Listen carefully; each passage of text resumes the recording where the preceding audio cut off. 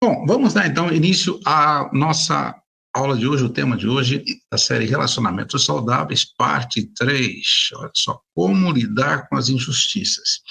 Antes de nós entrarmos em alguns aspectos, vamos rever um pouquinho da semana passada, quando nós estávamos falando sobre as ofensas.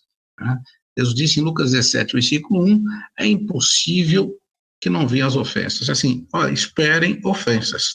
A palavra ofensas, né, em outra, ela vem da escândalo, do grego, que se referia àquela parte da armadilha na qual ficava a isca, né? Colocava a isca e para poder ali disparar o gatilho, tá, e pegar a presa. Essa palavra então significa colocar uma armadilha no caminho de alguém. A ofensa é uma isca de Satanás que Satanás usa para pôr alguém sob o cativeiro dele. O servo do Senhor não deve ficar brigando, mas ser manso com todos. E aqui no versículo 26 diz que quando você corrige alguém com mansidão, ele pode voltar ao perfeito juízo e escapar da armadilha do diabo. Então, há uma armadilha do diabo que muitas vezes ela vem, né, sutilmente, e a pessoa até, ele não fica no seu perfeito juízo, pelo menos no juízo de uma pessoa madura e espiritual, mas tem reações de vingança, de ira, de ódio, sabe, de revidar. Há um caminho de bênção, né, que a Bíblia chama de mansidão, humildade, que a gente não nasce com essas características. Deus falou, aprendei de mim que sou manso e humilde de coração. Significa que ninguém nasce manso e humilde, viu? Nós nascemos orgulhosos e temos a tendência de reagir, né? Um instinto de preservação, um instinto de autodefesa, só que aí então, há um perigo muito grande. As pessoas às vezes estão ofendidas e nem percebem que estão cativas da ofensa. Né? Imagine só, por que há tanto divórcio? Por que há tanta divisão nas famílias? Por que há tanta confusão na área profissional? As pessoas, né, têm dificuldade de relacionamento, né? Porque morde a isca de Satanás. Alguém fala alguma coisa meio nervosa, meio tal, e a pessoa, sei lá, a Bíblia diz, né, vamos ver aqui, que a palavra branda desvia o furor, mas a palavra dura, ela provoca mais ira. Né? Também diz outro texto em Provérbios, diz assim, né, não havendo lenha, cessa a contenda. Está dizendo assim, tem coisa que você vai aumentando o fogo da contenda, mas você, tirando essa lenha, quer dizer, essa reação dura, a reação, então, no casamento, por exemplo, sempre acontece, eventualmente, um fica um pouco nervoso, com um problema, com uma situação qualquer doméstica, e a outra parte, o marido ou a mulher, depende muito. Se você falar, meu amor, me perdoa, então, meu amor, calma. Ou então se responder bravo, eu também estou cansado. É só você agora, só você que manda aqui.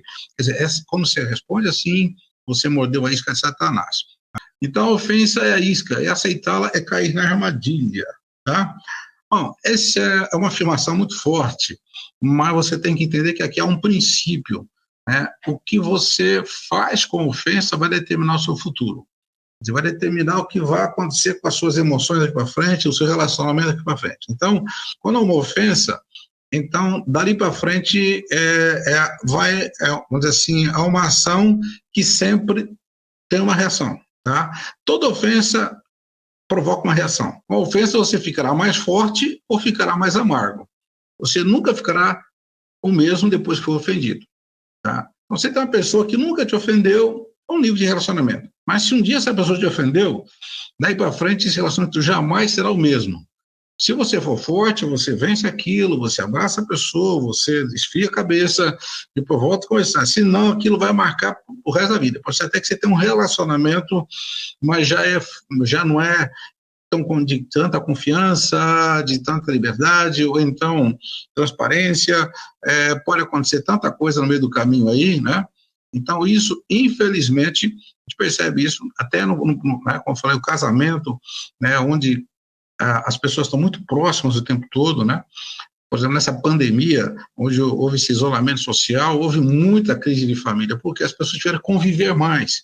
Enquanto o marido sai da casa às 5 da manhã, chega às 8 da noite, eles tinham menos tempo para brigar, menos tempo para se ofender. Então, dizem que houve até aumentou o número de divórcios, o número de violência doméstica nessa pandemia, porque quando tiveram que ficar juntos. A ofensa, ela vai ter um efeito inevitável. Ou você ficará mais forte, ou ficará mais amargo. A pergunta é, você dá uma retrospectiva aí, né? Como você tem lidado com as ofensas, né? você já foi ofendido algumas vezes. Uma ofensa, tem ofensas leves, e ofensas médias, assim, e outras graves, outras gravíssimas, né? Por exemplo, uma traição no casamento, uma infidelidade é uma ofensa gravíssima, né? Sei lá, uma calúnia, uma coisa que, uma injustiça muito grande que você sofre no trabalho ou na família, isso causa uma ofensa muito grande, uma traição, depende da traição, isso marca a pessoa para o resto da vida, tá? Então, a ofensa vai mudar o seu destino. Mas Jesus também disse, Jesus não iludiu a gente, é impossível que não venham as ofensas, mas ai daquele porque elas vêm. Então, é lógico que quem é manso vai aprender a lidar com a ofensa, mas Deus vai tratar do ofensor, tá? Deus vai tratar. Então, o tema de hoje é até como lidar com as injustiças. A pergunta é, se você foi maltratado, você tem o direito de se sentir ofendido?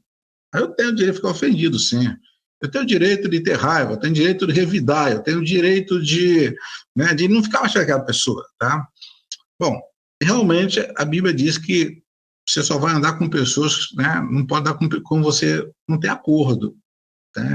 Também se for julgo desigual, cuidado. Mas também diz que tem que amar a todos. Uma coisa é você ter que andar com a pessoa, outra coisa é você deixar de amar aquela pessoa. Então, nós vamos falar um pouquinho sobre isso. E o exemplo de José. Então, a primeira coisa é saber que Deus tem um plano para você. Deus já sabe onde vai chegar. Tá? Nada acontece por acaso. Por exemplo, há uma agressão, lá no trabalho e a pessoa te agride verbalmente, ou agride fisicamente. A pergunta é, Deus já sabia disso? Sim ou não? Ou Deus não sabia? Então, se é agredido, aí Deus vai pensar no céu, e agora ele foi agredido, o que vamos fazer com esse meu filho querido? Deus já sabia. Então, Deus já tem uma vontade boa, perfeita para você naquele caminho que você está passando, na sua empresa, no seu casamento, no seu ministério, esse caminho perfeito dele. Nesse caminho, ele vai permitir pessoas cruzar esse caminho. Pessoas despreparadas, pessoas destemperadas, pessoas desequilibradas, pessoas injustas. E são assim, se elas são desequilibradas, são injustas, elas vão cometer injustiças. O que você pode esperar de uma pessoa injusta? Injustiça. Uma pessoa desequilibrada, você vai esperar que ela uma hora perca a paciência, ou ela, o seu mau humor, tem dia que você não sabe falar bom dia, se você falar bom dia, você ofende, se você não fala também se ofende. Então, como é que eu lido com tudo isso aí? Os irmãos José tentaram roubar o sonho dele, falaram assim, esse cara é um sonhador, falou que Deus vai exaltá-lo, e que tentaram tirar ele da presença de Deus. Mas Deus tinha uma promessa na vida de José, e vocês conhecem bem, eu não vou repetir toda a história de José, filho de Jacó, foi vendida pelos seus irmãos, primeiro tentaram matá-lo, jogaram num poço, e falou assim, agora vamos ver se vai realizar aquele sonho dele, vão matá-lo, vai acabar o sonho dele. Tentaram matar o sonho dele, que era a vontade de Deus dele, mas ele tinha uma promessa. Então, quando você entende que nada pode vir à sua vida sem Deus permitir, isso realmente te liberta. Então, se Deus permitiu, é porque ele tem um plano. Sabe aquele versículo em Romanos, capítulo 8, que diz, todas as coisas cooperam para o bem daqueles que amam a Deus? Mas, inclusive, a ofensa? Não, ofensa não, traição não, aí também não, Bom, diz todas as coisas, não está dizendo algumas coisas, ou todas menos ofensa, não, diz todas as coisas, até colocar para você um líder mau, nós vamos falar sobre isso, um chefe ruim, um chefe injusto, um marido, ou uma esposa, ou um filho, e tem pessoas que vão ter problemas no seu caminho, e você vai ter que saber lidar com esses problemas, Se você tem a natureza de Deus, então, com certeza, você já, dentro de você, o próprio Espírito Santo vai trabalhando com você. Mas a pergunta é, você é filho de Deus? Então, se você é filho de Deus, a Bíblia todo aquele que é filho é guiado pelo Espírito Santo.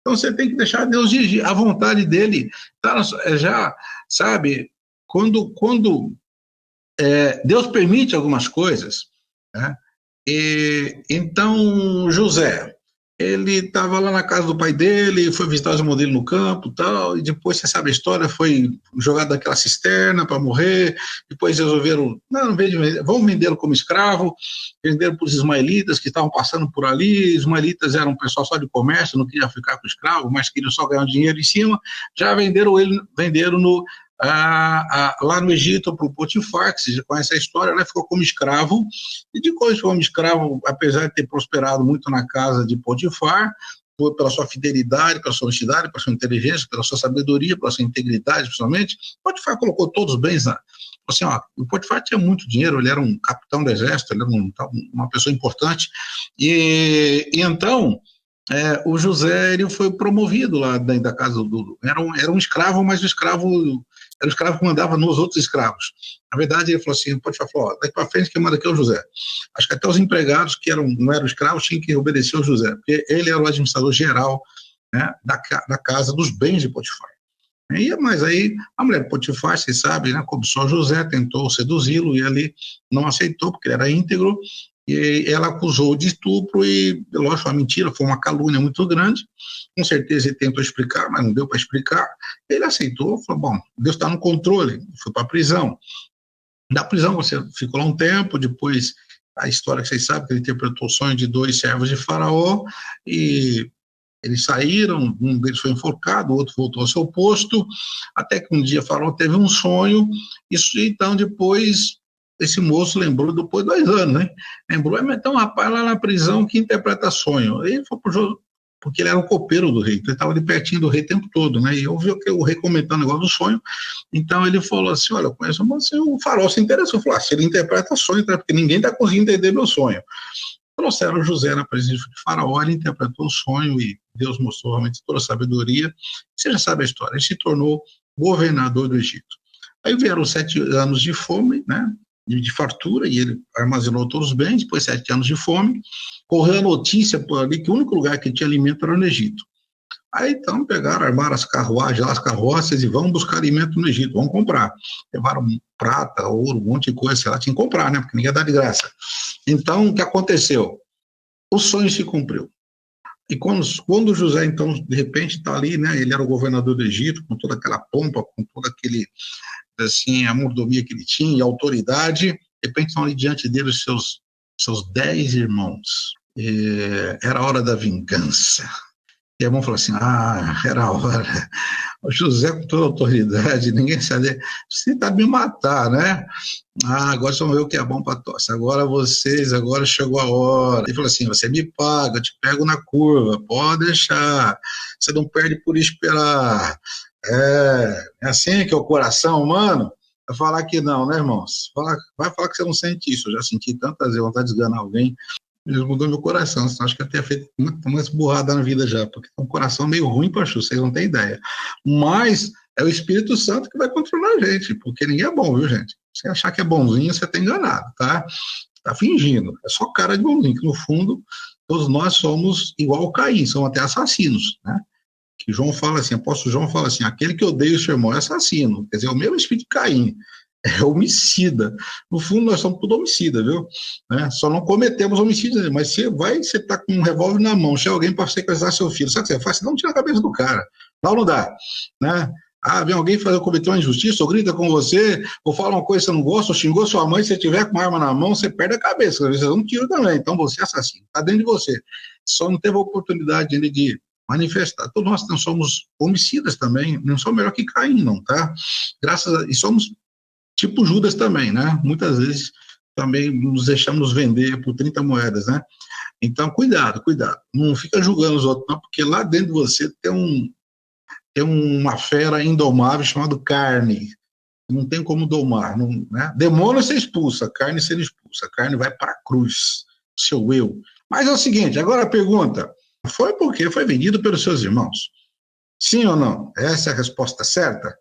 Aí José sendo trabalhado por Deus, né?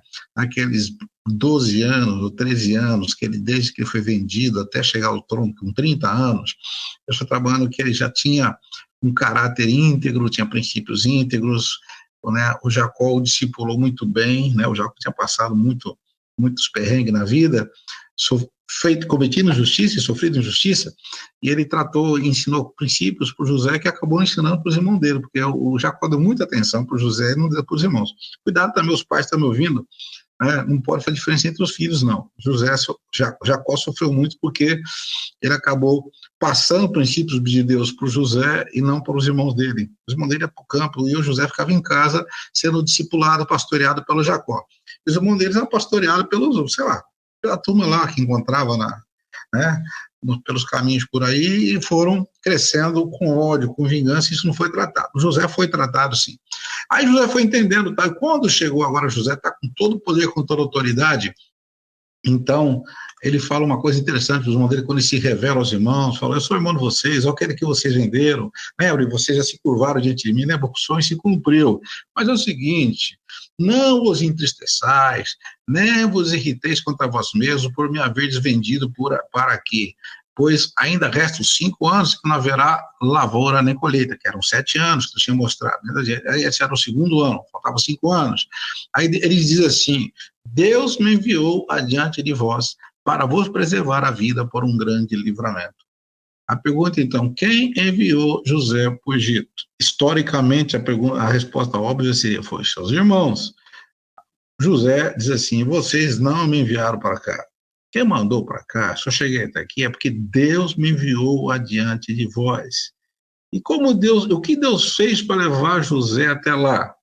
Foi através de promoção, foi porque os irmãos deles compraram uma passagem, falaram: vamos fazer uma vaquinha aqui para o José ir para o Egito, e ele vai fazer uma universidade lá, e pós-graduação, e doutorado, quem sabe um dia o rei chama ele para trabalhar lá, e no fim realmente ele passou no concurso, porque ele foi melhor na faculdade, ele fez doutorado, e agora ele é um cara importante no Egito. Foi assim?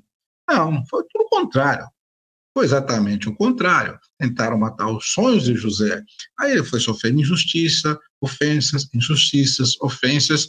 Mas sabe o que ele entendia? Ele entendia que Deus estava no controle.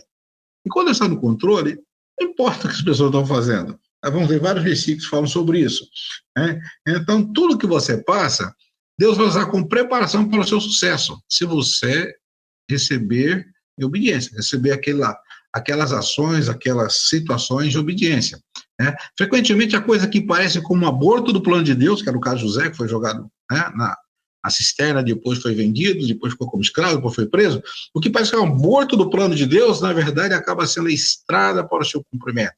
Ficarmos na obediência e livres da ofensa. José poderia ter amargado uma grande ofensa, mas escolheu ficar obediente, e Deus cumpriu o seu plano em sua vida. Você pode dar glória a Deus aí? Amém? Quantos Josés estão aqui, né? José, assim, nesse modelo José: não tem problema se me ofenderem, e se me traírem, eu sei que Deus está no controle, Deus tem um plano, e tudo é uma preparação para eu ser promovido. A Bíblia diz que quem se humilhar será exaltado, então Deus tem um projeto, Deus tem um plano. É assim que você pensa? Se você não pensa assim, Deus está trabalhando aí para o seu coração, né, para você entender realmente como é que funciona a questão do relacionamento saudável entre você, amigos, irmãos, até com os inimigos. Vamos ver outro caso, né? José foi traído pelos seus irmãos, mas já pensou você receber tratamento injusto, até mesmo traição de um pai ou de um líder? Porque os que mais podem te ofender são os que você tem uma expectativa, né? E é normal você olhar para um líder e esperar que ele vai nutrir você, vai te ajudar, vai te apoiar. Mas nós temos um outro caso, que vamos citar agora, o caso de Davi. Ele experimentou a rejeição de um pai. Primeiro, lá na casa dele já não era tão destacado, né? Até esqueceram dele lá, quando Samuel perguntou dos filhos, vieram 7, esqueceram do Davi. Mas até que o Samuel falou: mas deve ter mal alguém, porque Deus não mostrou que são esses aqui, mas tem um dos seus. O Jessé falou: é mesmo, tem o Davi. Então, parece que já em casa ele já não era tão importante. Mas depois que ele matou Golias, aí vamos falar toda a história do Davi, aconteceu, ele foi ungido rei, ele viveu a unção de Deus, ele foi para o palácio. Saul fez dele o seu escudeiro. Escudeiro é quem fica perto do rei, que, assim, guarda de elite real, né? escudeiro do rei, naquele tempo que escudeiro, o guarda de elite, aquele que fica ali perto, né? E depois ele se tornou um general, começou a sair com o pessoal para as batalhas, ele sempre vencia, e aí ele também casou com a filha do rei, ficou genro do rei. Então, imaginou, você é escudeiro, que é o guarda pessoal, depois se torna um general, casou com a filha do rei, vive no palácio, você é alguém de altíssima confiança, você passa a ter aquele sogro, que é o rei, como um pai, não é verdade? Ah, a pessoa que maravilha. Acho que Davi falou assim, é isso mesmo, agora já se eu sou genro do rei, a profecia vai se cumprir, eu vou ser o rei também, não sei, de alguma maneira eu vou chegar lá, estou pertinho, eu tô aqui já sou da família real, né? Não sou filho, mas sou genro. Deus vai fazer alguma coisa aí. Né? Então, daqui a pouco, lá eu acho que o Saúl, não sei, ele vai fazer um decreto aqui, alguma coisa vai acontecer. Deus vai mexer aqui para que eu chegue lá. Não preciso me preocupar, mas olha, estou pertinho, já estou morando no palácio. Olha quem foi ungido rei, né, pelo profeta, e tinha uma profecia que ia ser rei. Está morando no palácio, e o Saúl tratava como filho, né? Mas logo tudo mudou, vocês sabem a história, né? O Saul ficou com muitos ciúmes, e ele também estava meio endemoniado, estava atormentado, e passou a persegui-lo, queria até matar o Davi, olha só. Aí o Davi teve que fugir para salvar a sua vida. E Davi não resistiu, Davi não se autodefendeu, quer dizer, ele fugiu. Tem hora que você tem que fugir, tem hora que você não tem como, o seu líder muitas vezes, ou alguém de autoridade passa a te maltratar e você tem que se afastar. Você não pode levantar a sua mão contra ele, você não pode ir contra a autoridade. Romanos 13 fala que toda autoridade é constituída por Deus. Até o Hitler também. Ele vai pagar pelos pecados dele, mas ele foi levantado por Deus para fazer justiça. Se ele cometer injustiça, ele vai pagar. Mas toda autoridade é constituída por Deus para a justiça. Se comete injustiça, mas não é você que lida com isso. Quem lida com isso, se Deus o constituiu, Deus é que vai tratar dele. E assim foi passando a vida de Davi. Ele fugiu para o deserto, ficou praticamente 14 anos fugitivo. Já pensou? Aí não sei a cronologia certa, mas fala até de 14 anos. Então, de 12 a 14 anos ele ficou fugitivo, porque o seu rei, ou seja, o seu líder, queria matá-lo, sem ele ter feito nada que merecesse para que isso acontecesse. O que ele fez de errado? Além de derrubar os inimigos do rei, o gigante Golias, e depois as batalhas, ele foi um bom genro, né? Casou com a Mical, aí ele foi perseguido, sofreu ofensas, mas nunca tocou no ungido de Deus. Ele falou, não sou eu que vou me defender aqui. Né? Embora ele tinha consciência de ser o próximo rei, ele esperou a hora de Deus. Não dá para ler a última linha, mas ele esperou a hora de Deus. Tá? Sabe que você pode esperar a hora de Deus ou você vai querer fazer que nem o Saul? Qual é a diferença entre Saul e Davi? Saul, ele resolvia as coisas com as próprias mãos, com a própria, no seu impulso. Davi esperava em Deus. Por isso Davi era um homem segundo o coração de Deus, que esperava em Deus. Tá? Quando você tenta resolver os seus problemas com as suas próprias mãos, fazer justiça com as próprias mãos, ou tomar decisões na sua própria cabeça, é você que manda, você que sabe, ninguém manda no meu nariz, olha, você está indo no caminho do Saul. Agora, quando você fala, não, eu vou esperar em Deus, ele sabe, ele está no controle. Davi falou, um dia vai chegar, meu dia vai chegar. E esse um dia às vezes demora, né? Acho que ele, como eu fugi do Saul, falou assim, em 3, 4 meses Deus resolve isso. Um ano Deus resolve. Mas em 2 anos não passa. Em 3 anos. 3 anos tá bom, né, irmãos? Eu já, uma vez, chegou o irmão para mim e falou, pastor, é o seguinte, eu já dei um prazo para Deus, hein? Esse mês aqui, se não resolver tal situação, né, eu já dei um prazo, ele tem que ir 1 mês. E ele estava bravo com Deus, não sei o que ele ia fazer lá. Se ia desistir da fé, ou se iria brigar, o que ia fazer. Não me lembro o caso, só me lembro que deu um prazo. Passou 1 mês, chegou para mim muito nervoso, Deus não fez o que ele queria. Pastor, vou dar mais uma chance para Deus, vou dar mais um prazo, viu? Dá mais 30 dias. Mas, irmãos, acho que até hoje Deus não fez o que ele queria naquele momento, lá passaram muitos anos. Eu fui tratando dele naquela situação, que é o tempo de Deus. Pedro fala, 1 Pedro capítulo 5, milhares debaixo da potente mão de Deus para que ele, a seu tempo, o que quer dizer a seu tempo? Seu dele, né? Milhares debaixo da potente mão de Deus para que ele, a seu tempo, vos exalte. O tempo de Deus, irmãos, esse tal do Kairos, que é do grego Kairos, é o tempo, que é o tempo que está fora do nosso tempo Cronos, né? O Cronos é o tempo humano, você controla o tempo, você prevê, você, enfim, conta esse tempo. O Kairos é o tempo dele, ele faz quando ele quer, a hora que quer, do jeito que quer, mas ele faz. a seu tempo ele vos exaltará. E você tem que ficar ali. O Davi sabia, no tempo de Deus as coisas vão acontecer, né? Aí vem uma pergunta, por que há líderes bons e líderes maus? Inclusive pastores, inclusive bispos, inclusive apóstolos. Nem todos são tão bons, nem todos são tão justos. Existem pais bons e pais maus, chefes bons e chefes maus. Sim, ok. Bom, a pergunta Davi ficou debaixo da liderança de um líder mau, que era Saul. Quem colocou Davi debaixo da liderança de Saul? Foi Satanás ou foi Deus? Aí você vai uma pergunta, a resposta está na tela, mas antes, aí você não viu ainda. Quem colocou Davi ali? Se você estivesse fugindo lá no deserto, depois de 12, 10 anos nas cavernas, e o cara quer te matar, você fala assim, Satanás armou para mim. O diabo é sem vergonha. Ele foi coloquinho enrascado, me trouxe para dentro do palácio só para sofrer. Ele fez casar com a filha do rei para fugir dela, para perder. Ela até já casou com outro. Olha, o cara que era meu amigo, comia na mesa dele, está me perseguindo. Essa é coisa do cão, é coisa do diabo, está amarrado. Vamos fazer uma campanha aqui contra o Saul, porque Satanás me envolveu com o Saul. Esse casamento aqui não é de Deus, só pode ser o diabo. Essa empresa aqui foi o diabo. E esse irmão ali, só pode ser o diabo por no meu caminho. É o que ele está falando de mim. Então foi Deus e não Satanás que colocou Davi sob a liderança de Saul. Por mais uma vez, Deus entregou nas mãos de Davi o rei Saul. Vocês sabem a história, eu não vou contar toda a história. Quem não sabe, leia depois lá no 2 Samuel a história de Davi com Saul. Mas por 2 vezes ele teve a chance de matar. Teve a chance, estava na mão dele. Mas ele não deu lugar à ofensa.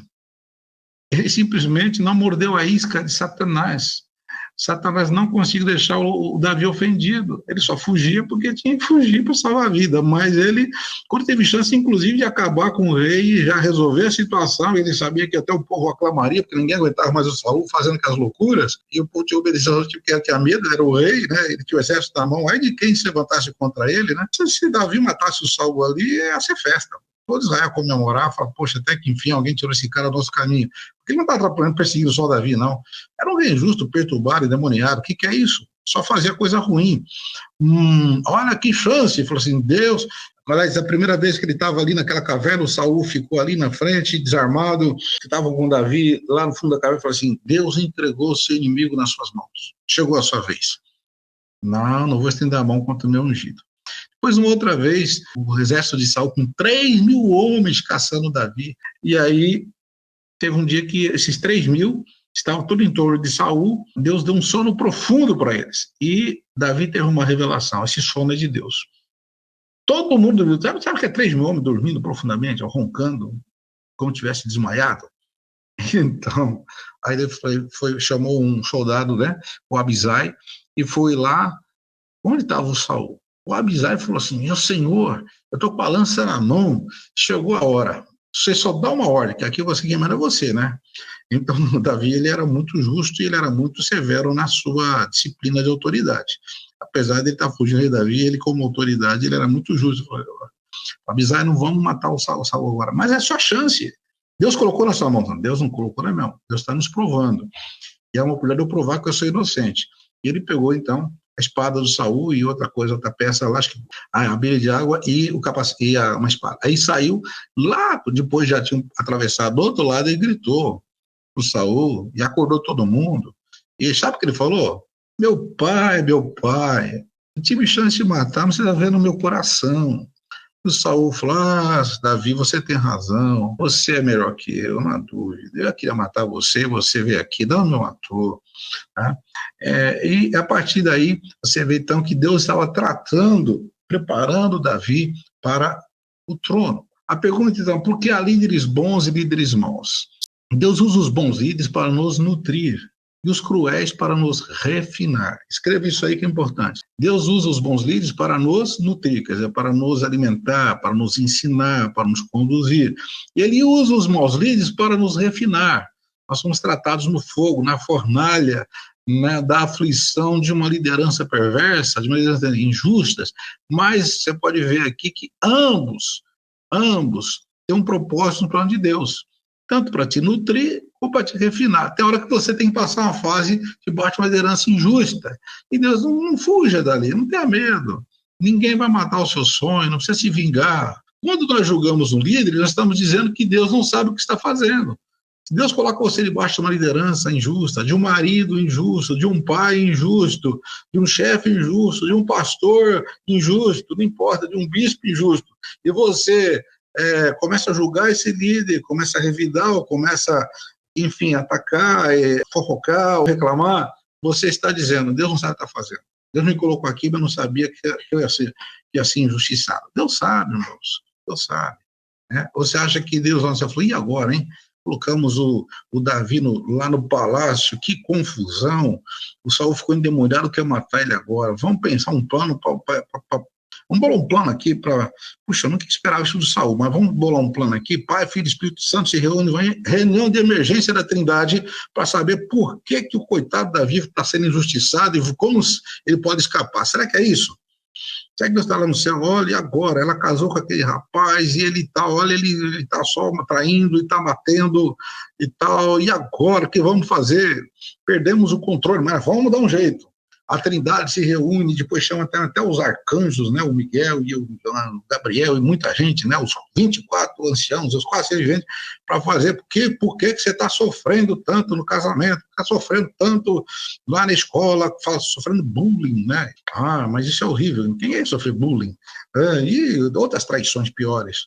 Não, Deus já sabe de tudo, todas as coisas cooperam para o bem daqueles que amam a Deus, quais foram chamados segundo o seu propósito. Há um propósito. Temos aqui, tanto o líder bom como o líder mau, eles têm um propósito nos planos de Deus para a sua vida. Então, se Deus colocou hoje numa fase, espero que seja rápida, porque Davi ficou muitos anos, né? Mas que seja rápida, José também passou muitos anos. Deus tem um propósito. E os planos de Deus não serão abortados na sua vida. Porque há dois tipos de ministros.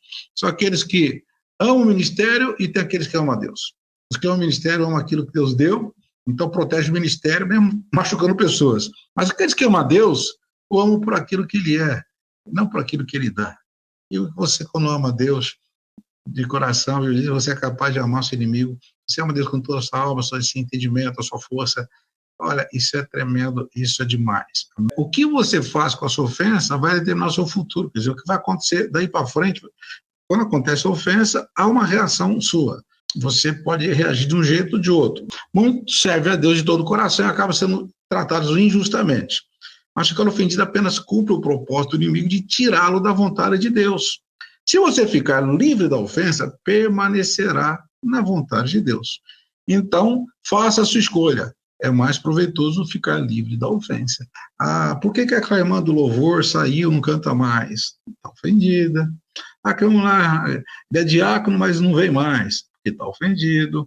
Aquele só vai quando vai aquele outro, porque aquele anterior, ele se for, ele não vai, porque está ofendido. Porque ele mudou de igreja. Hoje o pessoal pula de igreja em igreja, a maioria porque está ofendido. Por que tem tanto desigrejado? Gente aí, não quer igreja nenhuma, já fui em 10. Só tem gente ruim. Prefiro servir a Deus na minha casa. Sou cristão, hein? Creio em Jesus como Senhor, Salvador. Não vou voltar lá para onde eu vim, da idolatria, da feitiçaria. Mas igreja não. Morder a isca de Satanás. Eu encontrei um rapaz que foi assim, praticamente, não sei qual é meu amigo, mas era filho de outro pastor, a gente estava sempre junto, quando ele era bem jovem, solteiro, adolescente. E eu encontrei com ele há uns dias atrás, conversando com ele, eu falei, então, como que você está? E você tem alguma igreja? Sirva a Deus em casa. Como é? Porque quando tinha 19 anos, ele é mais velho que eu, acho que uns 2 anos, deve estar com 67, 68, quase 70 anos. Quando tinha 19 anos, sofreu uma injustiça. Aí contou uma história triste, realmente muito triste, foi muito humilhado, ele foi disciplinado publicamente num culto de domingo, a igreja lotada, naquele tempo, hoje o pessoal disciplina até num cantinho, lá numa sala. Aquele tempo era público, do púlpito, ele foi disciplinado e ele ficou muito ofendido, foi obrigado a sair do templo na hora, inclusive, que era muito radical o pastor falou, você aí que está na banda, tocando, tocava na banda, levanta aí, você está disciplinado porque o presbitério reuniu aqui, viu que você fez isso, aquilo, você pode silenciar, por favor, mandou o cara embora do culto. Ele ficou tão ofendido que nunca mais botou o pé numa igreja até hoje. Conversei com ele, tudo. mas está com ofensa. Meu Deus, é difícil mesmo, não é fácil. Assim, humanamente, ele tem razão. Ele fala assim, não põe o pé mais naquele lugar. Mas você não botar o pé porque Deus falou para você não colocar o pé, porque você está ofendido. Ó, sai dessa igreja, está saindo porque Deus mandou sair ou porque você está ofendido? Você está lidando bem com a ofensa? Cuidado. Essa ofensa, ela, né, se você ficar ofendido, apenas cumpre o propósito do inimigo para tirá-lo da vontade de Deus.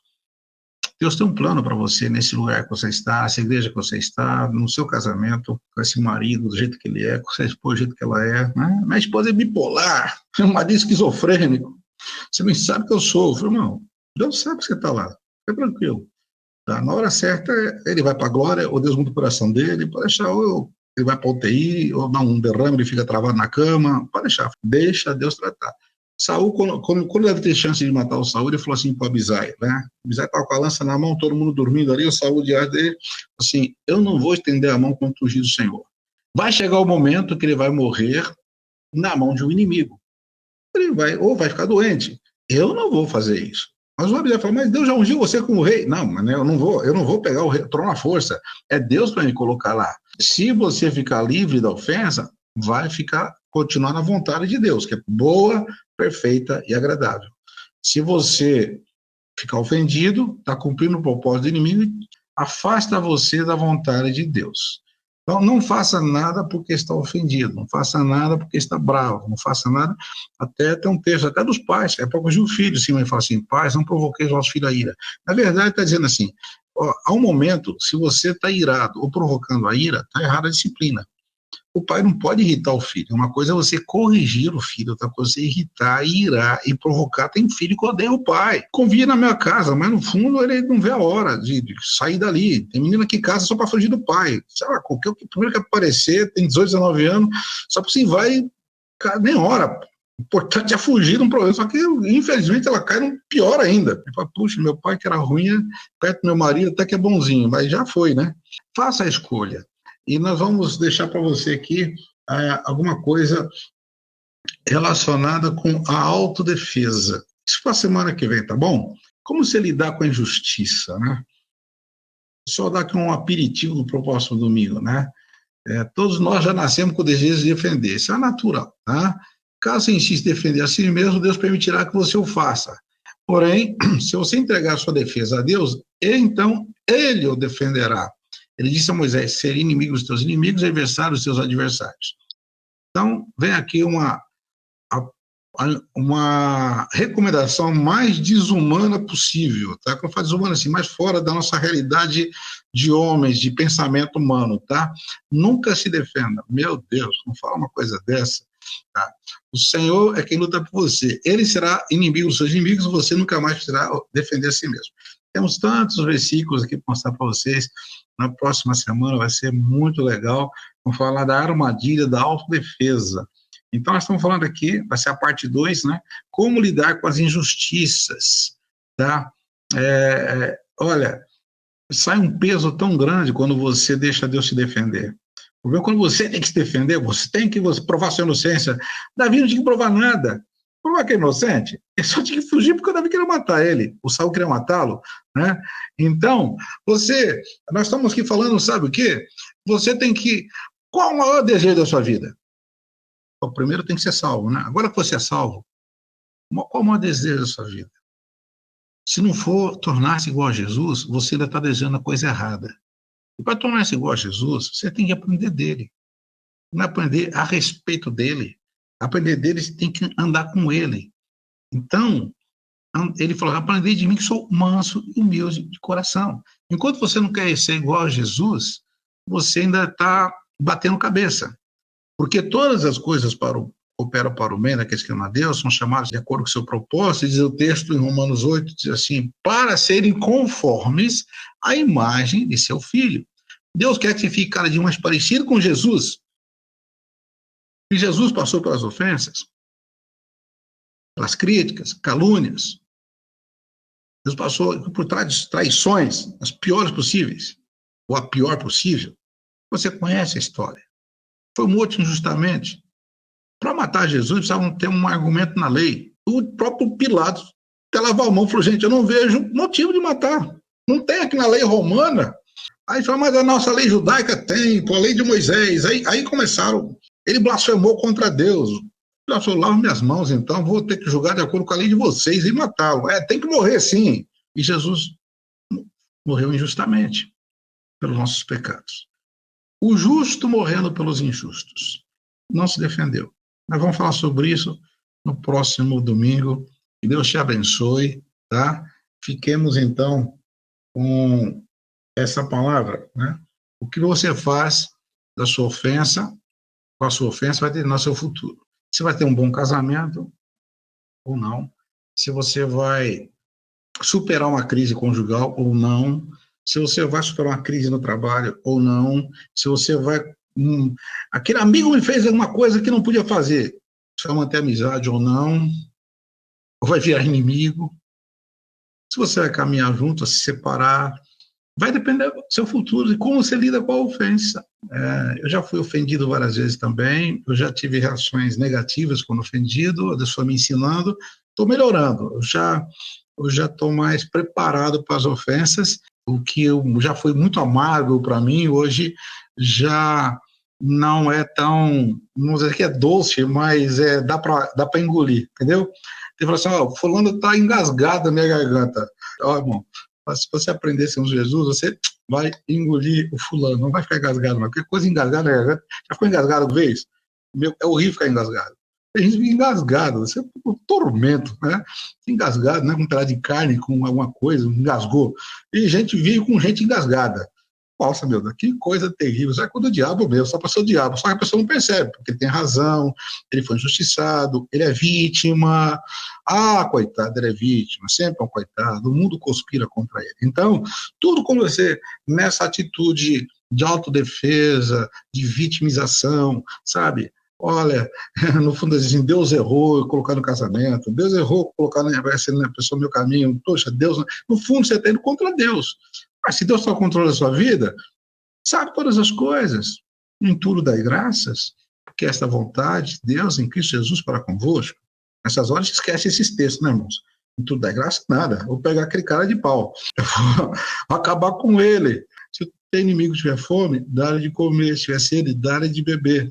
E fazendo isso, amontoará as brasas de fogo sobre a sua cabeça. Se você colocar uma tocha de fogo, queima. Mas se colocar uma brasinha, talvez seja um cabeludo, ele nem sente. Mas vai colocando mais uma brasa, uma hora queima a cabeça dele.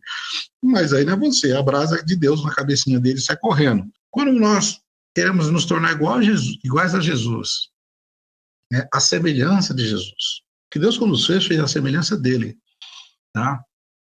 E Satanás fez porque ele quer ser semelhante ao Altíssimo. E Deus já nos fez semelhante a ele. Só que nós perdemos essa semelhança por causa do pecado. Em Jesus, então, é restaurada a semelhança. E a semelhança de Jesus é igual a ele. E ele é manso e humilde. Tentaram ofender Jesus? Não conseguiram. Tentaram que ele se vingasse? Ele não conseguiu. Tentaram... Não conseguiram. Ele até falou, eu podia falar com meu pai, veio mandar 12 legiões de anjos aqui, resolver esse problema. Mas a Bíblia diz que ele fez alguma coisa que fica para a próxima lição, os segredos de como Jesus suportou tanta ofensa, essa natureza santa de Jesus que nós devemos ter como nosso maior desejo. Deus abençoe a sua vida ricamente, obrigado por ter ficado aqui, glória a Deus pela vida de vocês, Deus abençoe, que a graça do Senhor Jesus, a comunhão de Deus Pai e a consolação do Espírito Santo seja com todos vocês agora e para sempre.